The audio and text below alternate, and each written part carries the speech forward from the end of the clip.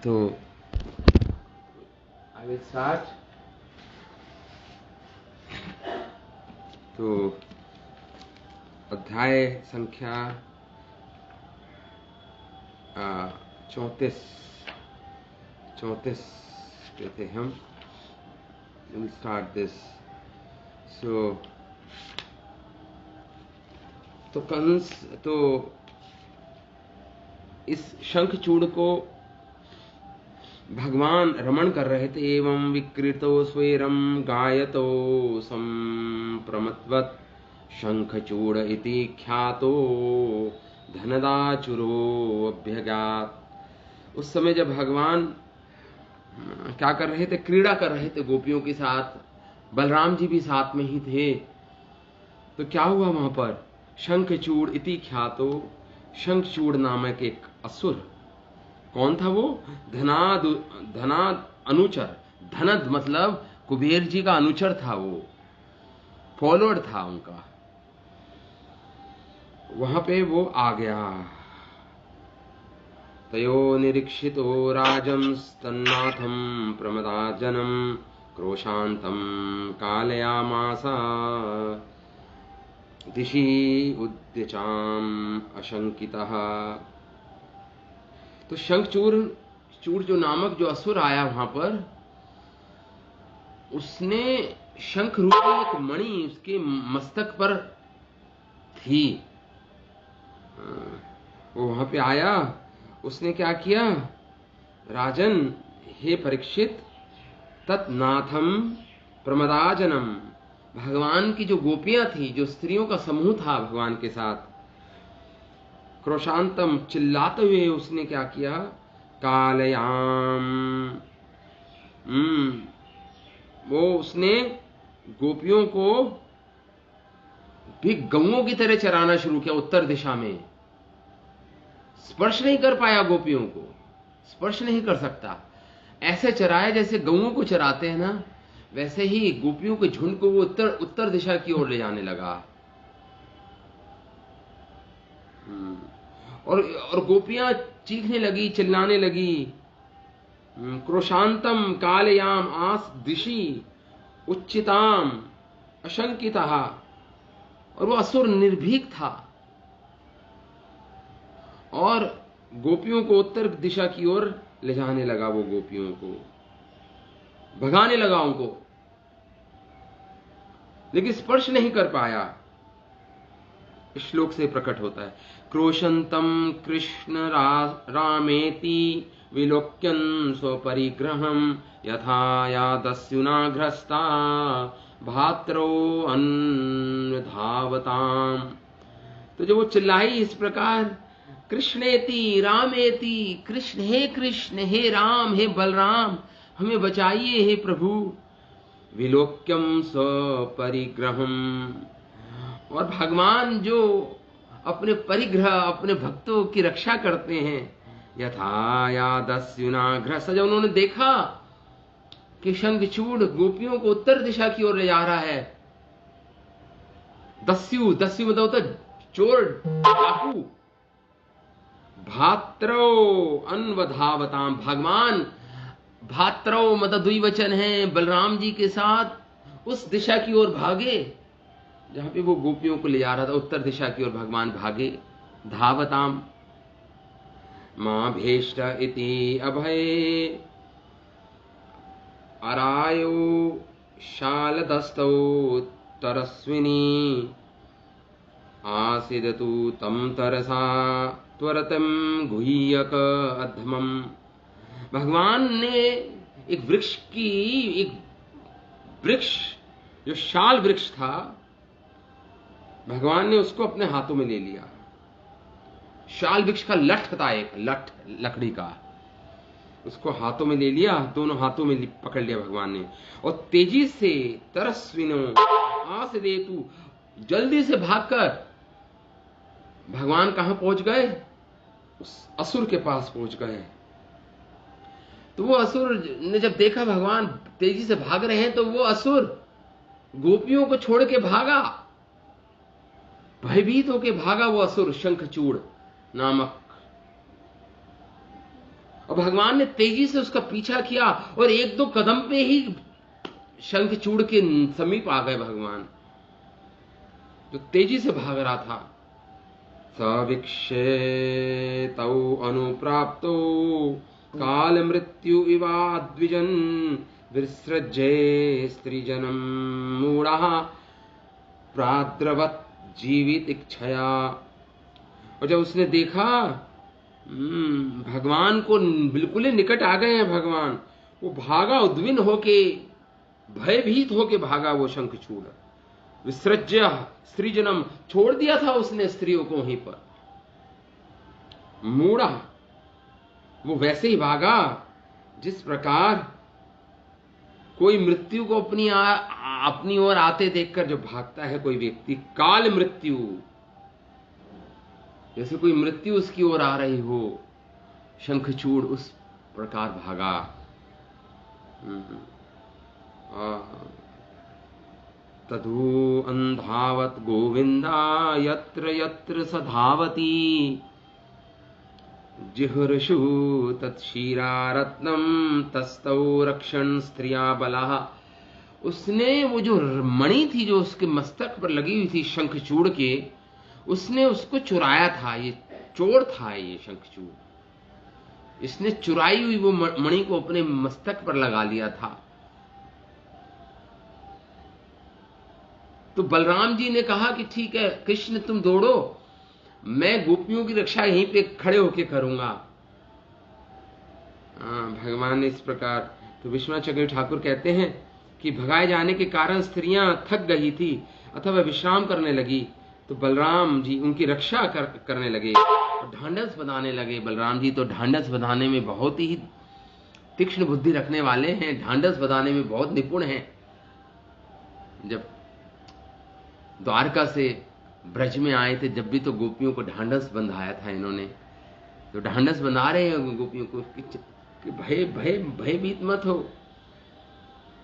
कृष्ण शीघ्र ही उसका वध करेंगे। और इसलिए गोपियों के साथ ही रह गए बलराम जी। अविदुर इवा भेत्ते शिरा तस्य दुरात्मना जहार मुष्टि नेवांगास चूड़मणिम विभु। और भगवान ने जब जो शैल का जो लठ था भगवान के हाथों में, उसको फेंक दिया भगवान ने, और एक मुष्टि, एक मुक्के से उसके सिर पर प्रहार किया भगवान ने। जब प्रहार किया भगवान ने, तो उसका जो धड़ था, उसकी जब प्रहार किया उसके मुख पर, तो उसका शरीर और धड़ अलग हो गया। मतलब उसका सिर और धड़ अलग हो गया।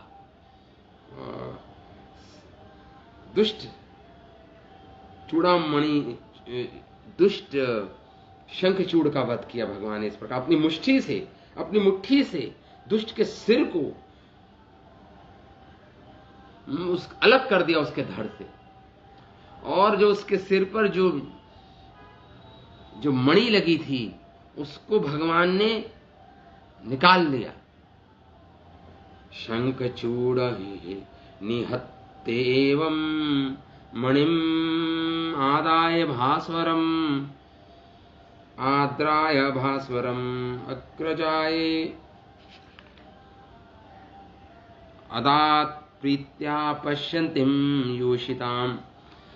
और भगवान ने क्या किया, वो मणि को लाकर सारी गोपियां सोच रही थी कृष्ण ये मणि मुझे देंगे, सारी गोपियां इस प्रकार सोच रही थी। लेकिन भगवान ने सबके देखते देखते वो मणि अपने बड़े भाई बलराम जी को अर्पित कर दी, ताकि कोई भी गोपी के मन में कोई भाव ना आ जाए किसी दूसरे की, मुझे दिया दूसरी गोपी को नहीं दिया। इस प्रकार भगवान ने, वो बात अलग है, अंततः भगवान ने एकांत में बलराम जी ने वो मणि श्रीमती राधा रानी को अर्पित की। तो किसी एक को बहुमूल्य मणि देंगे ऐसा गोपियों ने सोचा था, लेकिन उनके बीच होड़ रोकने के लिए भगवान ने वो मणि प्रसन्नता पूर्वक अपने बड़े भाई बलराम जी को अर्पित करती। ये शंखचूड़ वध हुआ। इस प्रकार भगवान ने शंखचूड़ का वध किया। तो यहाँ पर श्रीला विश्वनाथ चक्रवर्ती ठाकुर लिखते हैं इन श्लोकों पर जो मैंने आपको बताया। श्रीला विश्वनाथ चक्रवर्ती ठाकुर अपनी सारार्थ दर्शनी टीका में लिखते हैं इन श्लोकों पर कि जब रामकृष्ण को देखते हुए शंखचूड़ ने जब गोपियों को भगाया तो वे रोने पुकारने लगी, हे राम, हे कृष्ण, हमारी रक्षा करो। राम कृष्ण के देखते हुए भगवान ने लाठी यष्टि को घुमाते हुए डराकर उत्तर दिशा की ओर दौड़ाया। इस प्रकार शंखचूड़ ने गोपियों का स्पर्श नहीं किया। ये समझना चाहिए। इसलिए आगामी श्लोक में कहा गया है कि जैसे व्याघ्र के भय से गायें भागती है, इसी प्रकार वो भागा शंखचूड़ भगवान के भय से। जिन गायों को उत्तर दिशा ने पकड़ लिया हो, गायें उसी स्थान को प्राप्त करने के लिए भागकर अपने स्थान की ओर चलने लगी गायें। इस प्रकार गोपियां रामकृष्ण को पुकारने लगी जैसे किसी जीव को मरण में काल तो प्रेरक होता है, मृत्यु प्रेरित होती है। जब मरण आता है किसी जीव का तो काल तो प्रेरणा देता है मृत्यु को, जाओ उसको, इस जीव के पास चली जाओ। प्रेरणा कौन करता है? प्रेरक कौन होता है? काल, समय, काल, जो भी एक द्रव्य है, भगवान की एक शक्ति है काल। और किसको प्रेरणा दी गई? किसको प्रेरणा दी गई? भगवान को प्रेरणा दी। बलराम जी मानो काल की तरह हों और भगवान मानो मृत्यु की तरह हों, तो काल ने प्रेरणा दी मृत्यु को, जरा जाओ उस जीव का के प्राणों को हर लो। मृत्यु प्रेरित। इस प्रकार ये शुकदेव गोस्वामी वर्णन करते हैं कि बलराम ये कहते हुए कि शीघ्र मार डालो इस, तो प्रेरक बन गए बलराम जी। प्रेरक हैं काल की तरह, जैसे काल प्रेरक होती है मृत्यु की, उसी प्रकार बलराम जी प्रेरक हो गए कृष्ण के। मारो, जाओ इसको मार डालो, तथा मैं इसे अभी मारता हूं, ये कहकर भगवान कृष्ण प्रेरित हुए, भागे भगवान। तो इस प्रकार गोपियों के, तो इस प्रकार देखना अति आदरणीय, मुझे ही मणि देंगे, इस प्रकार गोपियां सोच रही थी भगवान ने मारा था। इस प्रकार गोपियां सोच रही थी, अरे ये आदरणीय, मुझे ही ये मणि देंगे कृष्ण। इस प्रकार गोपियों में प्रत्येक ही उत्सुकता हो रही थी। कृष्ण ने सोचा कि इनमें ईर्ष्या उत्पन्न ना हो जाए, इसलिए किसी भी गोपी को मणि ना देकर बलराम जी को वो मणि को दे दिया। परंतु बलराम जी भी बड़े चतुर हैं, और उन्हें किसी निर्जन स्थान पे, एकांत स्थान पर वो मणि किसको अर्पित की? श्रीमती राधा रानी को ही अर्पित कर दी। वो मणि श्रीमती राधा रानी के पास आ गई। तो इस प्रकार शंखचूड़ नामक असुर का वध किया भगवान ने।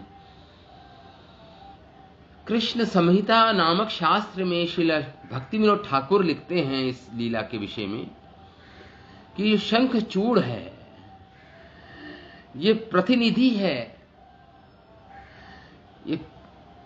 ये सिंबलाइज करता है। ये शंखचूड़ जब कोई भक्त बनता है उसके अंदर फिर भी इच्छा रह जाती है, पूजा, लाभ, प्रतिष्ठा।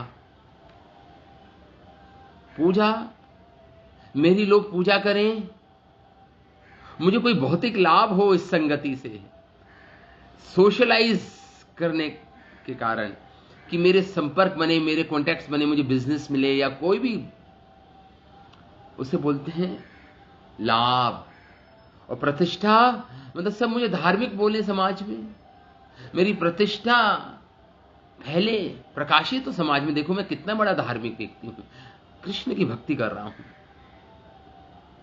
ये प्रतीक है, ये प्रतिनिधित्व करता है ये शंखचूड़। ऐसी इच्छा है किसी भक्त के हृदय में, पूजा, लाभ, प्रतिष्ठा और इंद्रिय तृप्ति। भक्ति की आड़ में अपनी इंद्रियों को तुष्ट करना, भक्ति की आड़ में अपनी इंद्रियों को संतुष्ट करना, अपने परिजनों की इंद्रियों को संतुष्ट करना, तुष्ट करना, भक्ति की आड़ में ये शंखचूड़ ऐसे भक्त के हृदय में जो ये वासना होती है, अपने इंद्रिय भोग की वासना, पूजा की वासना, पूजा की इच्छा, लाभ की इच्छा और प्रतिष्ठा, नेम फेम, वर्शिप, पूजा, लाभ मतलब gain, worship, gain and name and fame, और अपनी इंद्रिय तृप्ति, सेंसुअस एंजॉयमेंट, ये इन अनर्थों का प्रतिनिधित्व करता है शंखचूड़। तो वध करते हैं भगवान इस शंखचूड़ नामक असुर का। मतलब किसी के हृदय में, किसी भक्त के हृदय में पूजा, लाभ, प्रतिष्ठा और इंद्रिय तृप्ति की इच्छा को भगवान दमन करते हैं, उसको शुद्ध भक्ति के स्तर पर लाते हैं। किसी भक्त को, किसी साधक को ये लीला श्रील भक्ति विनोद ठाकुर इस प्रकार कहते हैं अपने कृष्ण संहिता नामक ग्रंथ में। इस प्रकार हमारा ये अध्याय 34वां 34वां अध्याय इसका विराम हुआ। टीका के साथ हमने इस अध्याय का सुदर्शन नामक दक्ष का उद्धार किया भगवान ने, हमने इसी अध्याय में पढ़ा, और दूसरे शंखचूड़ का वध भी इसी अध्याय में हुआ। तो अब हम त्रिदशो अध्याय, पंच मतलब 35वां अध्याय का प्रारंभ करेंगे। ये युगल गीत नामक ये भगवान वन विहार जाते हैं दिन में, और संध्या के समय वापस आते हैं भगवान। तो जब वन विहार जाते हैं कृष्ण जब वन विहार की ओर गमन करते हैं, सुबह सुबह गौओं को चराने के लिए अपने गोप सखाओं के साथ, तो गोपियों को अत्यंत विरह की पीड़ा होती है। दिन में तो विरह की पीड़ा को सहन करती हैं गोपियां, और जब भगवान वन विहार के लिए जाते हैं, जब पीड़ा होती है इन गोपियों को, विरह पीड़ा होती है, उस पीड़ा को प्रकट करती हैं भगवान की लीलाओं के गायन से। भगवान कृष्ण की जितनी भी लीलाएं हुई हैं ब्रज में, उन लीलाओं का गायन करती हैं ये गोपियां, और अपनी विरह पीड़ा को उसको शांत करती हैं, अपनी विरह पीड़ा को ये गोपियां। ये महाभावमती गोपियां हैं, ये प्रेम की आचार्य हैं ये गोपियां। तो विरह तो स्वाभाविक है, और रात में मिलन होगा कृष्ण का, लेकिन दिन में तो वन विहार के समय ये गोपियां विरह की उत्पीड़न सहती हैं, और ये गोपियां एक दूसरे गायन तो करती हैं कृष्ण की लीलाओं का, और एक दूसरे से इस प्रकार कहती हैं गीत के रूप में, इसी विरह उत्पीड़न को जो गाती हैं ये गोपियां एक दूसरे के साथ मिलकर, उसी का नाम है जुगल गीत, युगल गीत। वेणु गीत हमने पढ़ा, गोपी गीत हमने पढ़ा, अब है युगल गीत। हालांकि इसमें भी वेणु गीत ही बोल सकते हैं युगल गीत को। वो वेणु गीत तो जब गाया था गोपियों ने, जब कृष्ण के साथ मिलन हुआ था उनका, कृष्ण के साथ योग होता है जब गोपियों का, तो एक वेणु गीत वो था जिसको हमने पठन कर चुके हैं, हम जिसको और ये जो युगल गीत है या वेणु गीत भी बोल सकते हैं उसको, ये जब गाया गोपियों ने, जब कृष्ण के विरह में उत्पीड़ित हैं गोपियां, दुखी हैं कृष्ण के, जब ये वेणु गीत गाया है, इसे बोलते हैं युगल गीत। युगल गीत, वेणु गीत भी बोलते हैं। जब गोपियों का विरह की दशा में जब गोपियों ने वेणु का जो वो गीत गाया तो उसे वेणु गीत या युगल गीत बोलते हैं। ये पिछले वेणु गीत से भिन्न है, क्योंकि वहां पे जो वेणु गीत गाया था गोपियों ने, वो मिलन के समय, संभोग के समय, योग के समय गाया था। लेकिन अब जो गा रही हैं गोपियां, ये विरह की अवस्था में गा रही हैं ये युगल गीत। उसका हम आरंभ करते हैं आज। 35th चैप्टर, 35वां अध्याय। गोपियां इस प्रकार गाती हैं। सुखदेव गोस्वामी प्रारंभ करते हैं इस अध्याय को। सुखदेव गोस्वामी कहते हैं, शिशुका उवाच गोप्या कृष्ण वनम याते, गोप्या कृष्ण वनम याते तम अनुद्रुत चेतसः कृष्ण नीला प्रगायन्तो निन्नु दुखेन वासरान। सुखदेव गोस्वामी प्रारंभ करते हैं इस युगल गीत का इस श्लोक के साथ। सुखदेव गोस्वामी कहते हैं इस अध्याय में, गोप्यः कृष्ण वनम याते, जब कृष्ण वन में चले जाते हैं तो गोप्या, उन गोपियों का हृदय भी, उनका मन भी, तब अनुद्रुत चेतसा, उनकी चेतना भी कृष्ण के साथ ही चली जाती है वन विहार में। मन मनस्का हो जाती है, कृष्ण में ही उनका मन लीन हो जाता है, और कृष्ण उनका मन गोपियों का कृष्ण के साथ ही वन विहार की हो जाता है। उनका मन उनके पास नहीं रहता गोपियों का। इसलिए प्रगाढ़ चिंतन चल रहा है जब कृष्ण का वन विहार लीला चल रही है, उसका ही गायन करेंगे अभी आने वाले श्लोकों में, कृष्ण की वन विहार लीलाओं का। क्यों? क्योंकि तम अनुद्रुत चेतसा, इनकी चेतना कृष्णमय थी, कृष्ण के साथ ही वन विहार के लिए चली गई। उनका मन अनुद्रुत मतलब पीछा किया कृष्ण का, इनके मन ने कृष्ण का पीछा किया। देखो, मन तो कहीं भी जा सकता है, कृष्ण का पीछा कर रही हैं अपने मन से। और क्या करती हैं? कृष्ण नीला प्रगायन्तो, और जब कृष्ण ही, इनका मन कृष्ण के साथ वन विहार में चला गया तो कृष्ण की लीला का प्रगायन कर रही हैं। प्रकृष्ट गायंती, प्रगायंती, केवल गायंती नहीं, प्रगायन तो यहां पे शब्द सुखदेव गोस्वामी प्रस्तुत कर रहे हैं श्लोक में। प्रगायन तो मतलब प्रकृष्ट, स्पेशल, विशेष गायन गाया इन्होंने। प्रगायन तो किस चीज का गायन गाया? कृष्ण लीला, भगवान की लीला का प्रगायन किया गोपियों ने। प्रगाय कृष्ण नीला प्रगायन्तो निन्नु दुखेन वासरान, और इस प्रकार अपना पूरा दिन वासरान, दुख में बिताया इन गोपियों ने कृष्ण के विरह में। अभी मैं वर्णन करूंगा ये दुख क्या है। एक्चुअली जो गोपियों को दुख होता है, हम बार बार ये शब्द प्रस्तुत करते हैं। यहां पे भी सुखदेव गोस्वामी कह रहे हैं, दुखेन वासरान, अपना पूरा दिन दुख में बिताया गोपियों ने।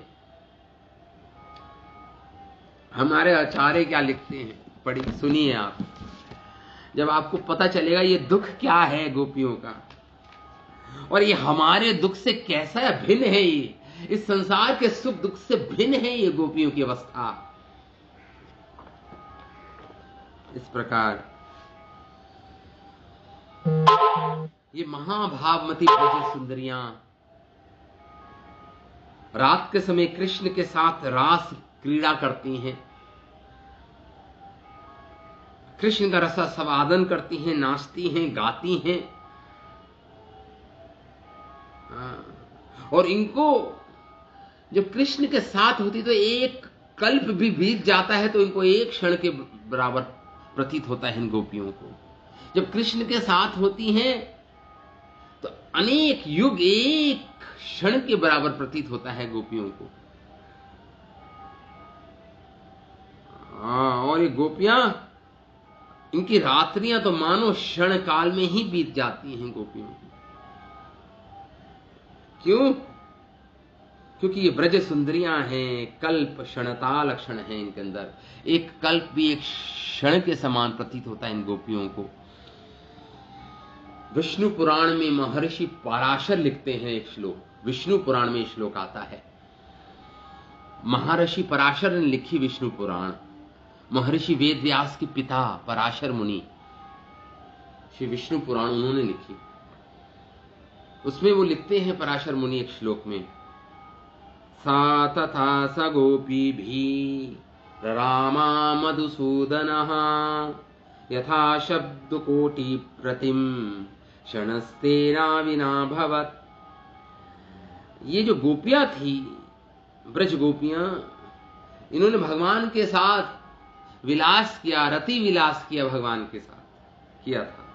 रात के समय वे कृष्ण के साथ रास विहार में राम मधुसूदन, राम मतलब आनंद, मतलब आनंद के साथ कृष्ण के साथ रास क्रीड़ा की, परमानंद रस को प्राप्त किया इन्होंने, परमानंद रस को प्राप्त किया ब्रज सुंदरियों ने रात्रि के समय। और वो ऐसे बीतती थी कोटिम प्रति, जैसे कोटि कोटि कल्प, एक क्षण मानो अभी एक ही क्षण बीता हो। लेकिन दिन में यथा शब्द कोटिम प्रतिम, एक दिन में एक क्षण इनको युगों के बराबर प्रतीत होता था। ये है प्रेम का लक्षण। ये विष्णु पुराण का श्लोक है। क्षण, जब गोचारण में भगवान जाते थे तो कृष्ण विरह में इनको एक क्षण भर कोटि वर्षों की तरह लगता था। और कैसे बिताती थी? न्यूर दुखे नवासराम, श्री कृष्ण विरह दुख में बीतता था इनका दिन, इन गोपियों का। श्री कृष्ण विरह दुख में बीतता था इन गोपियों का दिन। अब उज्ज्वल नीलमणि एक ग्रंथ है जिसको रूप गोस्वामी ने रचा है, रचयिता है इस ग्रंथ के, जो उज्ज्वल नीलमणि। श्री रूप गोस्वामी महान आचार्य, हमारे 6 गोस्वामियों में से सबसे सबसे सबसे प्रमुख आचार्य हुए हैं। श्री रूप गोस्वामी लिखते हैं अपने उज्ज्वल नीलमणि ग्रंथ में, कहते लोकातिम अंडकोटिम गमिम त्रिकालिम यत सुखम। एक बार लिखते हैं श्री रूप गोस्वामी अपने उज्ज्वल नीलमणि ग्रंथ में कि एक बार पार्वती जी ने भगवान श्रीमन महादेव से पूछा, श्री राधा के प्रेम के विषय में पूछा, श्री राधा रानी के प्रेम के विषय में पूछा। किसने? श्री पार्वती जी ने श्रीमन महादेव से पूछा, हे प्रभु ये बताइए राधा रानी के प्रेम की विशेषता बताइए, हमें क्या है, मुझे बताइए राधा रानी की प्रेम की विशिष्ट क्या है, राधा रानी के प्रेम में विशेषता क्या है। तो उस समय ये श्लोक का उच्चारण किया श्रीमन महादेव ने, भगवान शिव ने उच्चारण किया इस श्लोक का, जिसे रूप गोस्वामी ने अपने ग्रंथ उज्ज्वल नीलमणि में लिख दिया इसको। भगवान शिव बोलते हैं, हे देवी पार्वती, जो भी इस संसार में, जो भी लोकातीत मुक्ति सुख है, इस संसार में सुखों को गिना रहे हैं शिव भगवान शिव। लोकातीत मुक्ति सुख जो लोक से अतीत है, जो मुक्ति का सुख है, कितना बड़ा सुख है मोक्ष का सुख, कितना बड़ा सुख है मुक्ति सुख, अनंत वैकुंठों का सुख, मुक्ति का सुख, अनंत वैकुंठों को में जितना सुख है वैकुंठ लोकों में, लोक। और अब दुख की बात करते हैं, लोकातीत सुख, जितना भी दुख है संसार में, लोक इस संसार से, वैकुंठ में जितना भी, गोलोक वृंदावन में जितना भी दुख है, भगवान के विरह में जो दुख होता है, और जितना भी दुख है, तो कहते हैं अनंत ब्रह्मांडों में अगर आप सारे सुख और दुखों को मिला लो, अनंत ब्रह्मांड, इस भौतिक जगत से लेकर आध्यात्मिक जगत तक जितना भी सुख और दुख है, उसको अगर इकट्ठा किया जाए, सारे सुख और सारे दुख को इकट्ठा किया जाए, एकत्रित किया जाए, तो वह सुख, राधा रानी जब कृष्ण से मिलती है, जो सुख अनुभव होता है उनको, और जब राधा रानी कृष्ण से विरह अनुभव करती, जो दुख अनुभव होता है राधा रानी को,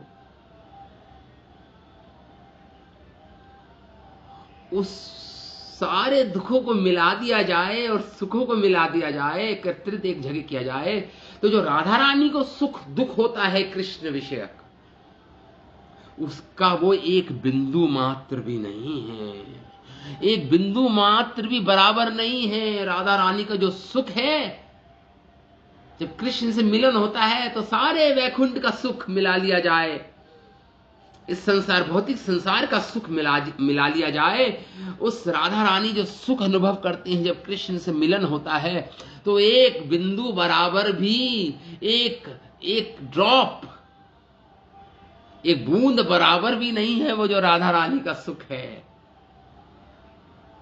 और ये संसार का सारे दुख को मिला लिया जाए, इस भौतिक संसार में जितना भी दुख है, और आध्यात्मिक जगत में जितना दुख है, कृष्ण का विरह में जो गोपियां अनुभव करती हैं, उन सबको इकट्ठा किया जाए, वो दुख राधा रानी जब कृष्ण से विरह अनुभव करती हैं, तो जब विरह जनित जो दुख है, उसका उस राधा रानी का जो दुख का एक बूंद, एक बिंदु बराबर भी नहीं है वो दुख, जो राधा रानी दुख अनुभव करती हैं कृष्ण विरह में। ये राधा रानी की महिमा है, जो उज्जवल नीलमणि में भी राधा अष्टमी आएगी, राधा रानी की महिमा है ये है राधा रानी। इसलिए भक्ति रस अमृता सिंधु में लिखते हैं कि ये जो सुख दुख है ना गोपियों का, श्रीमती राधा रानी का, ये संसार का सुख दुख से इसकी तुलना मत कीजिए आप। ये तो भगवान की हलादनी और संवित शक्ति के साथ सार वृत्ति है। सार मतलब इसको कंडेंस कर लिया जाए, उसी भगवान की हलादनी शक्ति और भगवान की संवित शक्ति जिससे ज्ञान उत्पन्न होता है, उसकी सार वृत्ति, उसका सार है ये सुख दुख, जो गोपियों को और श्रीमती राधा रानी को अनुभव में आता है सुख दुख। ब्रह्मानंदो भवेश देशः चेत प्रज्ञाम गुणीकृतः। अरे ये ब्रह्मानंद सुख मतलब आत्मा का सुख, निराकार निर्विशेष ब्रह्मन का सुख, ब्रह्म का सुख, ब्रह्म सुख जिसे बोलते हैं, उसको प्रारब्ध गुणीकृतम, उसको प्रारब्ध मतलब होता है, क्या होता है प्रारब्ध मतलब? ब्रह्मा जी का एक दिन, ब्रह्मा जी का एक दिन में हमारे 1000 चतुर्युग बीत जाते हैं। ब्रह्मा जी का एक दिन होता है 12 घंटे का, ब्रह्मा जी का दिन। हमारे पृथ्वी लोक में 1000 बार चतुर्युग बीत जाएं तो ब्रह्मा जी के 12 घंटे उतनी ही बड़ी रात ब्रह्मा जी की। ऐसे ही ब्रह्मा जी की आयु कितनी है?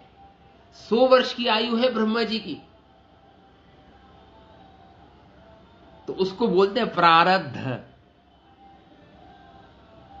प्रारब्ध।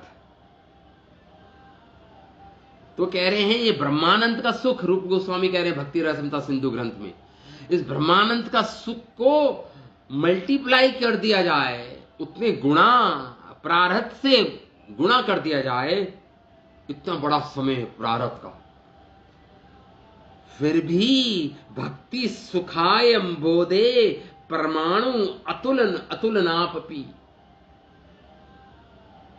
जो भक्ति का सुख है, जो भक्ति सुख का जो समुद्र है, भक्ति का जो सुख का जो समुद्र है, उसकी एक बिंदु मात्र भी नहीं है ये ब्रह्मानंद का सुख। ब्रह्मानंद के सुख को आप प्रारब्ध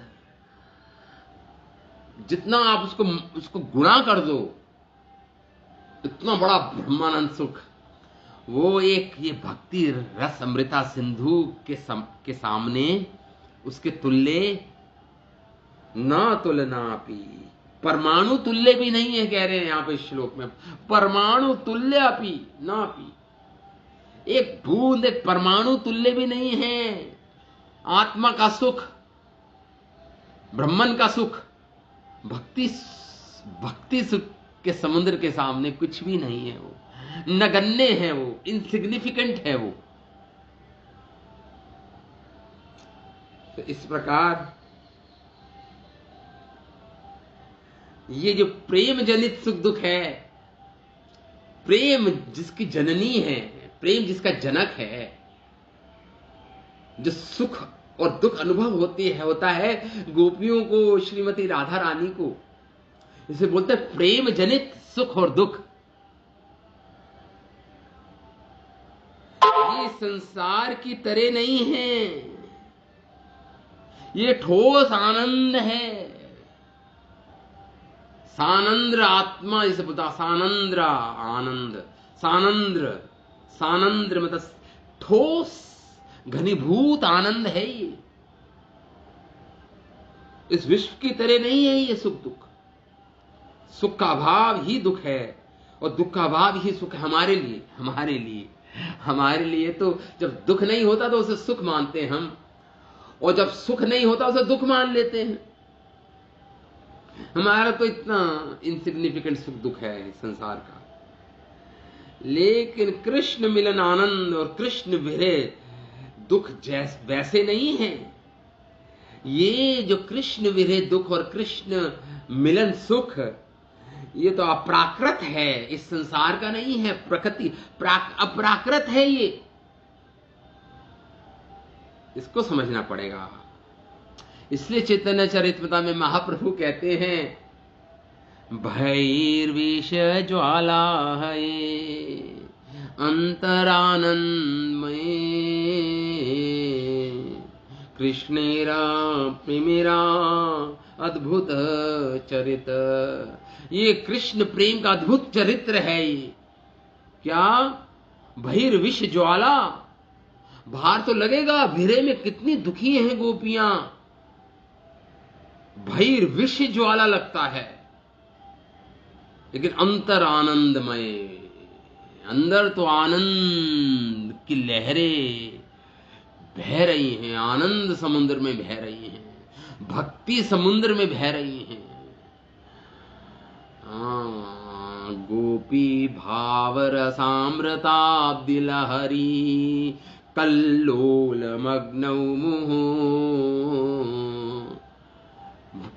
गोपी भाव रसामृताब्धि लहरी, ये रस अमृत का जो समुद्र है, कल्लोल, उसकी लहरें, बड़ी बड़ी लहरें उठ रही हैं उस समुद्र में, भक्ति रूपी समुद्र में बड़ी बड़ी लहरें उठ रही हैं। कल्लोल मग्नौ मुहुः, और उसमें मग्न है ये 6 गोस्वामी, रूप गोस्वामी, अनेक 6 गोस्वामी। कल्लोलमग्नौ मुहुः वन्दे रूप सनातनौ रघुयुगौ श्रीजीव गोपालकौ।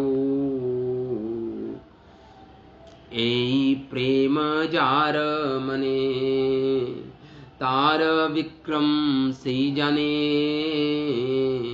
जेनो विषामृत एकत्र मिलन। चैतन्य चरित ग्रंथ में ये श्लोक आता है। ये श्लोक कहता है, अरे ये जो सुख दुख जो आनंद अंदर तो आनंदमय है, बाहर तो विष ज्वाला की तरह प्रतीत होता है।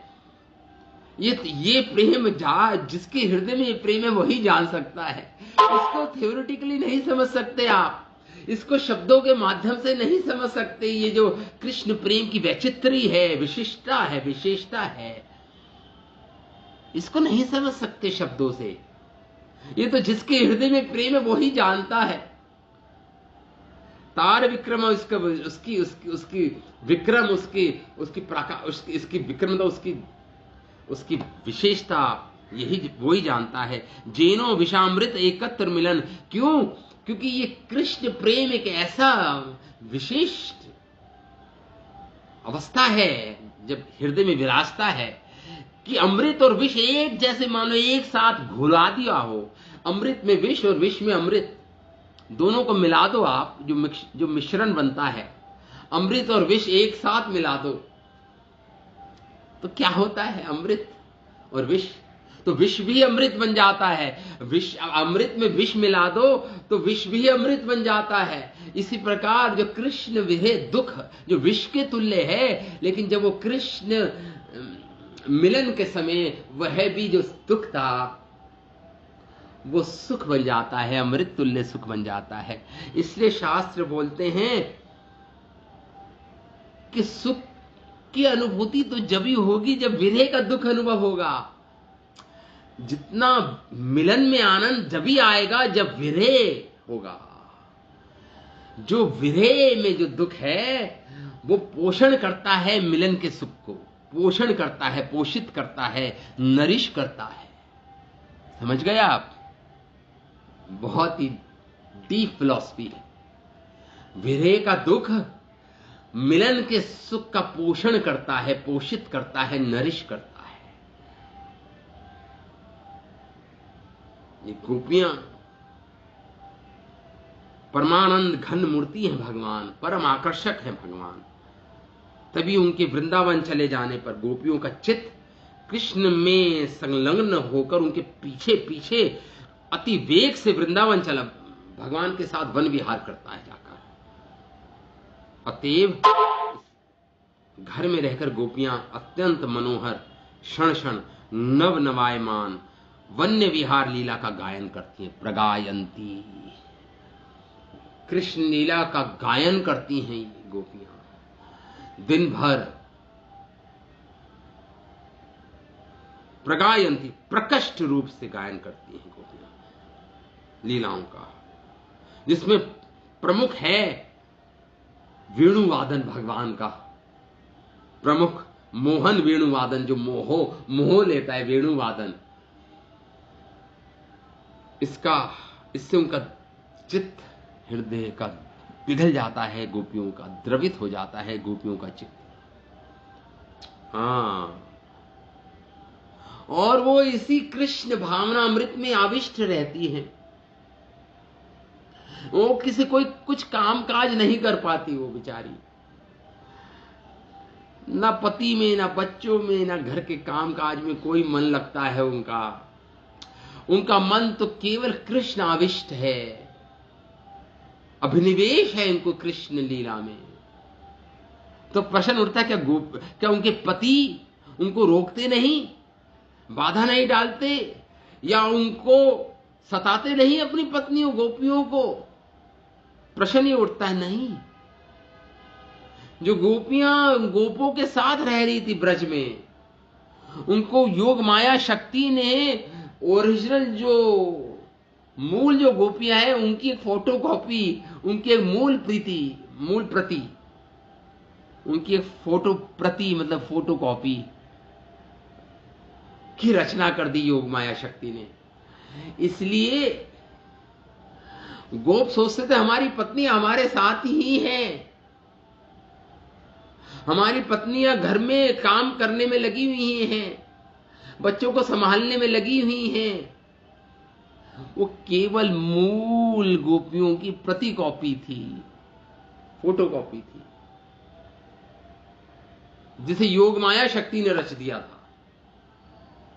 तो उस फोटो कॉपी उसको भी कभी स्पर्श नहीं किया इन्होंने, गोपों ने कभी स्पर्श नहीं किया गोपियों को। और जो उनका विवाह भी हुआ वो भी योग माया शक्ति के द्वारा ही रचा गया एक विवाह था, ताकि स्वाकीय रस पराकीय रस का पोषण हो। पराकीय रस मतलब, पराकीय मतलब आउट ऑफ वेडलॉक। पति से भिन्न जिससे प्रेम होता है उसे बोलते हैं पराकीय रस। ये पराकीय रस स्तुति करने योग्य है, निंदनीय नहीं है। संसार का पराकीय रस तो निंदनीय है, लेकिन कृष्ण के साथ ये पराकीय रस स्तुति करने योग्य है। हमने सब पढ़ा था गोपी गीत के बाद, जब भगवान तासाम आविर्भूत शौरी स्मय माना मुखाम्बुजा, जब भगवान प्रकट हुए थे उस समय हमने सारा चर्चा की थी इस बात की, पराकीय रस क्या होता है। तो उसका पोषण करने ये सब योग माया शक्ति के द्वारा रचा गया है। एनी हाउ, तो कृष्ण ने, उनका मन तो केवल कृष्ण की लीलाओं कथाओं, लीला कथाओं में गायन करने का था। सतत आविष्ट रहती थी कृष्ण लीला गायन में, और ना कुछ करती थी, कुछ भी नहीं करती थी। तो उनके पतियों ने, क्योंकि पत्नियों के साथ भी एक गोपी थी, वो छाया मूर्ति थी, उनकी छाया मूर्ति थी। तो इस प्रकार श्रीमद् भागवतम में श्लोक आता है, 33वें अध्याय में हमने पढ़ा था ये श्लोक। नासुयन खलु कृष्णाया मोहिता तस्य मायया मन्यमाना स्वपार्श्वस्थान स्वान स्वान दारान व्रजौकसाः। ये 33वें अध्याय में श्लोक पढ़ा था हमने। श्री सुखदेव गोस्वामी कहते हैं, नासुवन खलु कृष्णाया, उनको कृष्ण के प्रति कोई द्वेष नहीं आया। गोपों को, उनके गोपों के हृदय में कृष्ण के प्रति कभी कोई द्वेष नहीं आया, ना अनुसूयन। क्यों? क्योंकि वो कृष्ण की योग माया शक्ति से मोहित थे। मन्यमाना सपार्श्वस्थान, और योग माया शक्ति ने छाया मूर्ति, गोपियों की छाया मूर्ति को, तो वो सोचती थी मेरे पास ही, मेरी गोपी मेरे साथ ही है, ऐसा गोप सोच रहे थे। व्रजौकसाः, व्रजवासी, ये गोपियां हमारे साथ ही हैं हमारी। उनके पति इस प्रकार सोच रहे थे, बच्चे सोच रहे थे हमारी मां हमारे साथ ही है। हाँ, तो स्वान स्वान दारान, मेरी दारा, मेरी पत्नी मेरे साथ ही है। व्रजौकसा, व्रजवासी जन, गोप जन, ये मन्य माना, ऐसा सोचते थे, मानते थे योग माया शक्ति के कारण। इसलिए कृष्ण ने स्वयं बोला है गोपियों को, निर्वद्य संयुजाम, एक श्लोक, निर्वद्य संयुजाम, हे गोपियों तुम्हारा प्रेम तो निर्वद्य है, निर्वद्य, तुम्हारा और मेरा मिलन भी निर्वद्य है। संयुजाम, निर्वद्य मतलब होता निष्कलंक, पाप रहित, जिसमें लेश मात्र भी कालुष्य नहीं। निर्वद्य संयुजाम, मेरे साथ तुम्हारा मिलन गोपियों निर्वद्य है, अनिंदित है, निंदित नहीं है, अनिंदित है। निर्वद्य कामयत्वः, बोलते हैं मेरे साथ तुम्हारा मिलन काममय लगने पर भी ऐसा लगेगा काममय है, वस्तुतः निर्मल प्रेम विशेषमय है, निर्दोष संयोग है, हमारा संगम है, निर्दोष है। भगवान कह रहे हैं गोपियों तुम्हारा मेरा मिलन निर्दोष है, विशेष प्रेम विशेषमय है, प्रेम विशेष प्रेम विशेषमय है ये हमारा संयोग, हमारा मिलन। तो इस प्रकार इसका उदाहरण एक और आता है, जब सीता देवी को रावण ने अपहरण किया सीता माता का। नहीं, सीता माया माता की छाया मूर्ति केवल रावण ने अपहरण किया।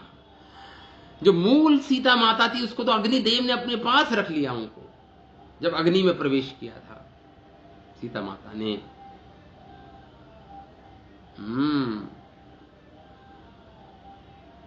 और उसकी तो केवल, हाँ हरे कृष्णा, समय हो गया। ये तो पहले ही श्लोक था, अभी तो श्लोक आया ही नहीं, युगल गीत आरंभ ही नहीं हुआ। कृष्णेति कृष्ण लीला।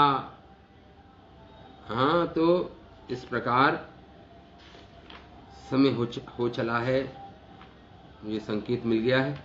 तो इस प्रकार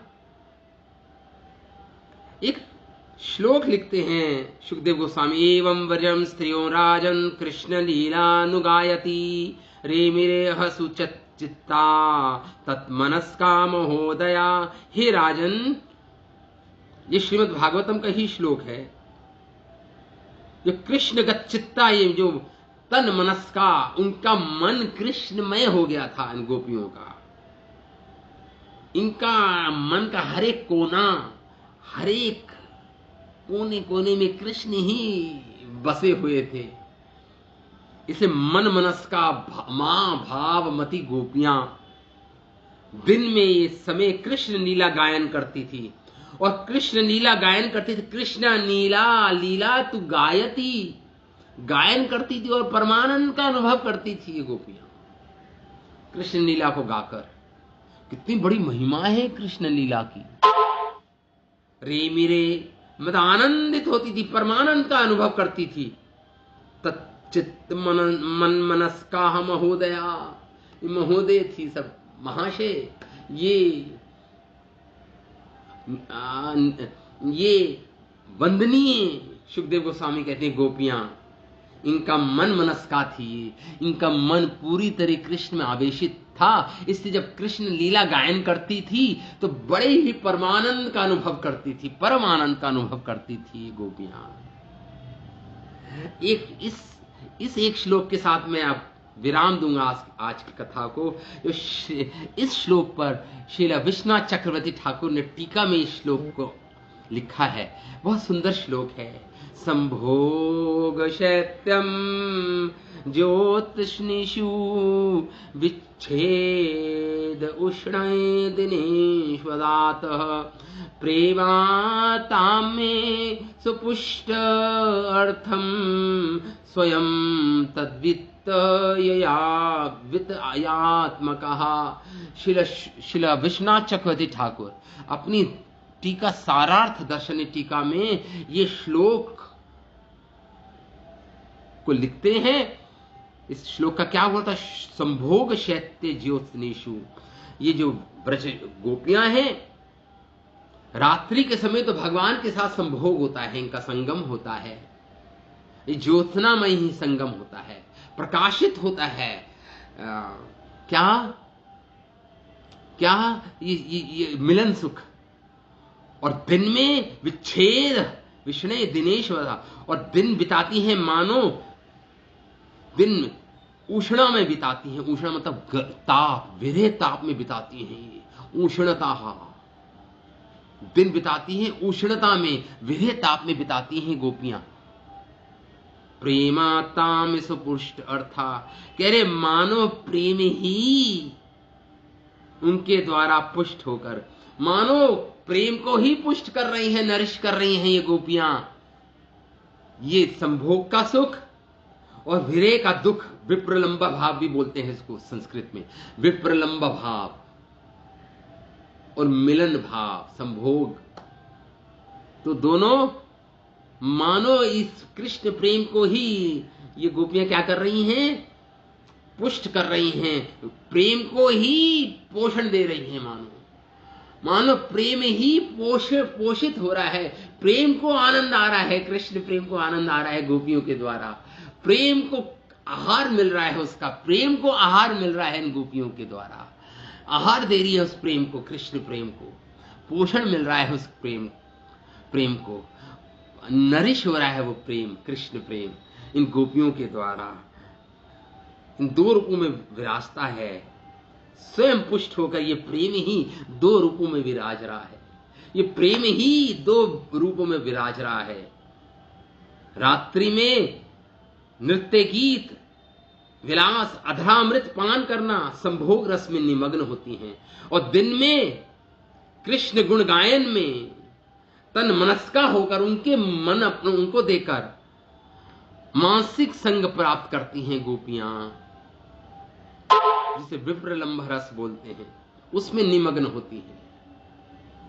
ये देखिए विप्रलंभ रस, विरह रस में निमग्न हो जाती हैं। रस दोनों तरफ है, संभोग में भी, विप्रलंभ में भी, विरह में भी सुख, मिलन में तो सुख है ही, अनंत सुख का अनुभव करती हैं गोपियां। मानो स्वयं प्रेम ने ही अपने आप को दो भागों में विभाजित कर दिया हो, मिलन का सुख और विप्रलंभ का ताहप या सुख भी बोल सकते हैं। तो ठीक है, आज कथा को यही विराम देते हैं। कल पुनः पहला श्लोक इस गीत का हम इसे युगल गीत भी बोलते हैं, हम प्रारंभ करेंगे। इस अध्याय में 24 श्लोक हैं, 12 श्लोक का जोड़ा है, 12 जोड़े हैं, 2 श्लोक के 12 जोड़े हैं। इस प्रकार गाया गया है इस युगल गीत को। 2 श्लोक का एक जोड़ा है, तो इस प्रकार 12 जोड़े हैं, 2 श्लोक का। तो एक दिन में 2 श्लोक हम पढ़ेंगे, जोड़े हैं, जोड़ों में हैं दोनों। तो ऐसे हम 12 जोड़े पढ़ेंगे इस युगल गीत में। कल से आरंभ करेंगे इस युगल गीत को। हाँ, ठीक है, अभी विराम देते हैं कथा को। श्रीमद् भागवतम महापुराण की जय, श्रील सुखदेव गोस्वामी महाराज की, वेद व्यास मुनि की जय, श्रील प्रभुपाद की जय, अनंत कोटि वैष्णव की जय। निताय गौर प्रेमानंदे।